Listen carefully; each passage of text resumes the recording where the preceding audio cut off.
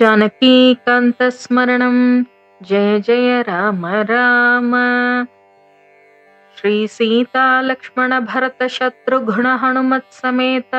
श्रीरामचन्द्र परब्रह्मणे नमः। सर्गः 6 श्लोका नंबर 1। अथ षष्ठः सर्गः।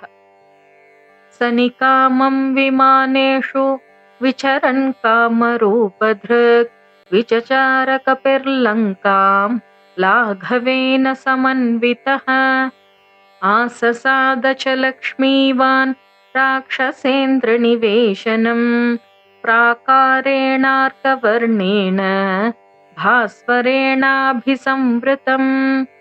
रक्षितं राक्षसैर्भीमैः सिंहैरिव महद्वनम् समीक्षमाणो भवनं चकाशे कपिकुञ्जरः। रूप्यकोपहितैश्चित्रैस्तोरणैर्हेमभूषणैः विचित्राभिश्च कक्ष्याभिर्द्वारैश्च रुचिरैर्वृतम् गजास्थितैर्महामात्रैः शूरैश्च विगतश्रमैः उपस्थितमसंहार्यैर्हयैस्यन्दनयायिभिः सिंहव्याघ्रतनुत्राणैर्दान्तकाञ्चनराजतीः घोषवद्भिर्विचित्रैश्च सदा विचरितं रथैः बहुरत्नसमाकीर्णं पराध्यासनभूषितं महारथसमावापं महारथमहासनम् दृश्यैश्च परमोदारैस्तैस्तैश्च मृगपक्षिभिः विविधैर्बहुसाहस्रैः परिपूर्णं समन्ततः विनीतैरन्तपालैश्च रक्षोभिश्च सुरक्षितम् मुख्याभिश्च वरस्त्रीभिः परिपूर्णं समन्ततः मुदितप्रमदारत्नं राक्षसेन्द्रनिवेशनम्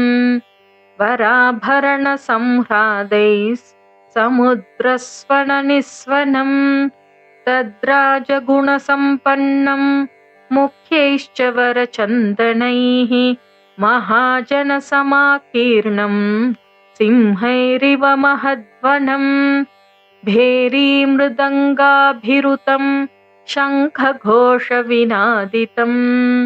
नित्यार्चितं पर्वसुतं पूजितं राक्षसैः सदा समुद्रमिव गम्भीरं समुद्रसमनिस्वनम् महात्मनो महद्वेश्म महारत्नपरिच्छदम् महारत्नसमाकीर्णं ददर्श स महाकपिः विराजमानं वपुषा गजाश्वरथसङ्कुलम् लङ्काभरणमित्येव सोमन्यत महाकपिः चचार हनुमांस्तत्र रावणस्य समीपतः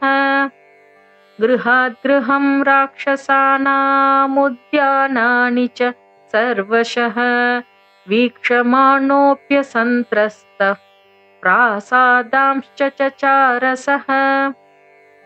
अवप्लुत्य महावेगः प्रहस्तस्य निवेशनम् ततोऽन्यत्पुप्लुवे वेश्म महापार्श्वस्य वीर्यवान् अथ मेघप्रतीकाशं कुम्भकर्णनिवेशनम् विभीषणस्य च तथा पुप्लुवे स महाकपिः महोदरस्य च तथा विरूपाक्षस्य चैव हि विद्युज्जिह्वस्य भवनं विद्युन्मालेस्तथैव च वज्रदंश्रस्य च तथा पुप्लुवे स महाकपिः शुकस्य च महावेगस्सारणस्य च धीमतः तथा चेन्द्रजितो वेश्म जगाम हरियूथपः जम्बुमाले सुमालेश्च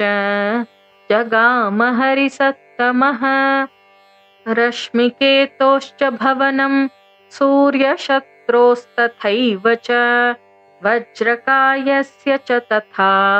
उप्लुवे स महाकपिः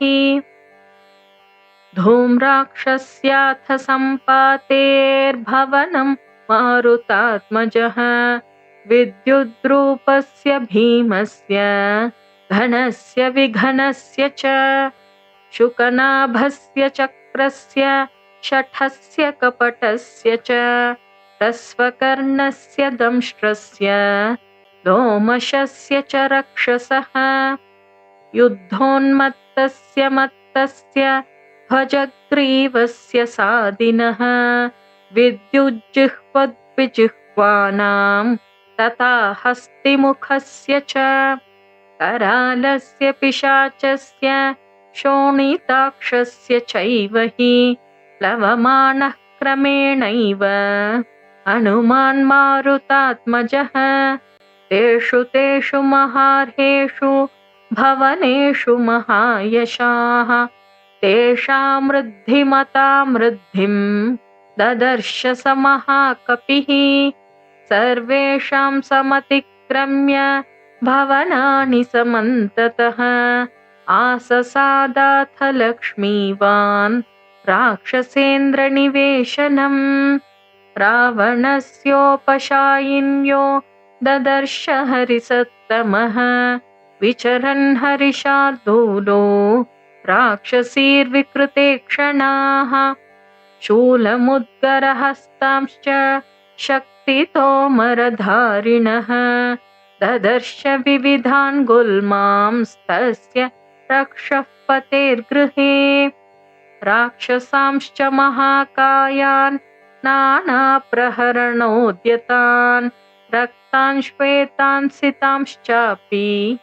हरींश्चापि महाजवान् कुलीनान् रूपसम्पन्नान् गजान् परगजारुजान् शिक्षितान् गजशिक्षायामैरावतसमान् युधि निहन्तॄन् परसैन्यानां गृहे तस्मिन् ददर्श सः क्षरतश्च यथा मेघान् स्रवतश्च यथा गिरीन् मेघस्तनितनिर्घोषान् दुर्धर्षान् समरे परैः सहस्रं वाहिनीस्तत्र जाम्बूनदपरिष्कृताः हेमजालैरविच्छिन्नास्तरुणादित्यसन्निभाः ददर्श राक्षसेन्द्रस्य रावणस्य निवेशने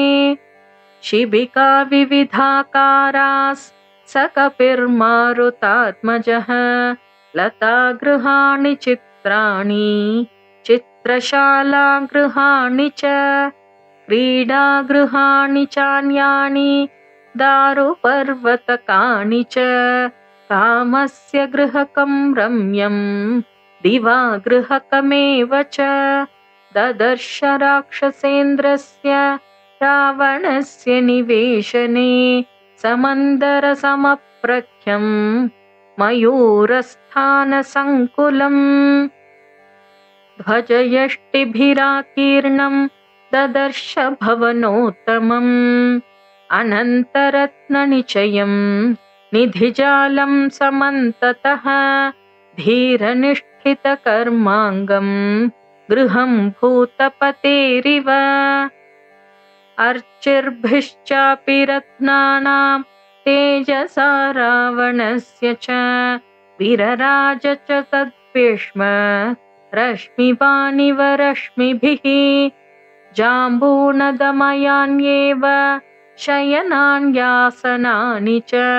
भाजनानि च शुभ्राणि ददर्श हरियूथपः मध्वासवकृतक्लेदं मणिभाजनसङ्कुलं मनोरममसम्बाधं कुबेरभवनं यथा नूपुराणां च घोषेण काञ्चीनां निस्वनेन च मृदङ्गतलनिर्घोषैर्घोषवद्भिर्विनादितम्